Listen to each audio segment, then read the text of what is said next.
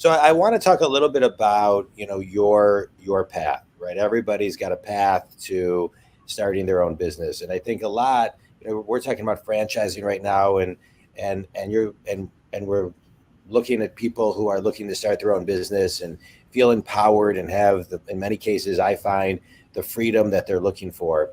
But everybody's path is, success is never a straight line. And so if you were to give a mini life course on how you got to today and point out the three, things that you learned along the way that got you to today, what would those be? Starting with number one. Well, number one, me coming at the age of 18 from the former Soviet Union with my family without English and, immigrating from one country to another. And that's in the early 90s. That's from, like completely different country than the Soviet Union is now. Obviously, it was just the end of communism, and moving to the United States was a big shock. So lesson number one for me was how I can learn English and thinking outside of the box. I mean, yes, I was going to school to learn English, but without practicing, it did not help. So back then, being 18, I just came up with my own know-how, which helped me to move to the next level. And that was pretty much, I would be going to payphone and calling all the credit card companies in the United States and talking to them for 40, 45 minutes.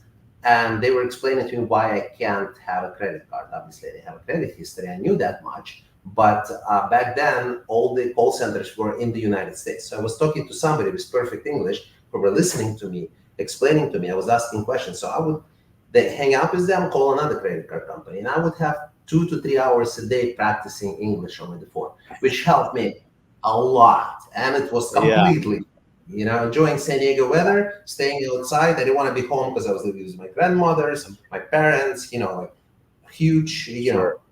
number of people. So I was just going outside and doing it. And that took my English to the next level. So that's my life story number one. Think outside of the box. Yeah. Obviously, I haven't read about it. I just came up with it on the spot, and it helped me to get to the next level. So Yeah. that's not number one. Number two, I got myself through school, got a job in the corporate world, and then after 4 years, I left, joining a family business, and then taking it from, it was landscaping maintenance, taking it from 3 employees to 96 employees. So it was, became a huge operation. All of a sudden, I had 96 people reporting to me, and it was awesome until it wasn't, until the recession started in 08 or 09, and I lost everything. So straight from having 96 employees, went into bankruptcy, lost everything, had to sell the house to pay the payroll for the employees, and pretty much just uh, started from scratch with my wife, one baby, and then one baby on the way. So Right. wasn't fun, but I'm so thankful for this experience. That was better than the business school. That was better than anything else. As much as I learned, and I understand now that failure, especially in the beginning, mine wasn't in the beginning, it's actually really good because it gets you down and then it lets you come back up. Yeah. I mean, who's it? Ford, I think, filed bankruptcy 4 times. And look, I mean, they're doing not bad for themselves now.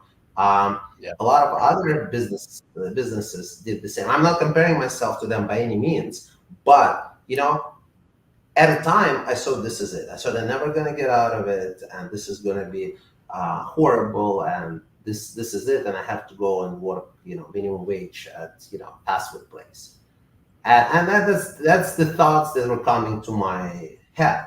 Luckily, they didn't stay there for long. But now looking back, that's my life lesson number two. Just don't be afraid, to fail. It's fine. It's okay. Yeah. It's normal. So um, that was actually really good thing that happened. And one of the reasons it happened, it was we were growing so fast that we didn't look at our own financials. Even though I'm a finance person, uh, my then wife, who became a co-founder of BooXkeeping later, Elena Emma, she's still involved in the business. We're still doing it together. We're not married anymore, but that's maybe lesson number three on the way, that you can still be friends and not being married. And still doing business together and everything's fine. So it doesn't have to be as bad as a show on TV. I mean, all this divorces and all of this stuff. So it's been 10 years and, we still have a great relationship. So it happens, not often, but does happen. But we both finance people, but we were growing the business so fast that we didn't pay attention to the finance. And we were saying, well, it would be nice if we outsource it and we had someone to do it for us. And that was the first ideas of, maybe starting a bookkeeping company.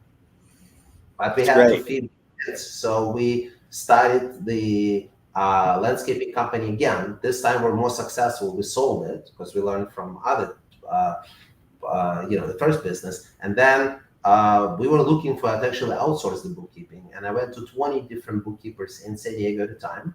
Mind you, that was a long time ago. Google wasn't what it was right now, what it is right now. So I got just 20 names, and I got the estimate for the same scope of work ranging from $200 to $2,000 for exactly the same scope. And, my business education told me something is up, something is wrong. You can't have such a big gap.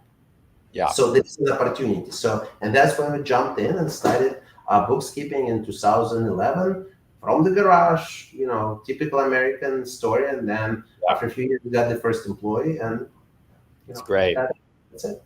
It's great. What I appreciate about your story is the kind of the through line of resilience. No matter what seemed to be thrown your way, you seem to, tap into your resilience. And I think for any person, specifically an entrepreneur, resilience is a very necessary ingredient for your character.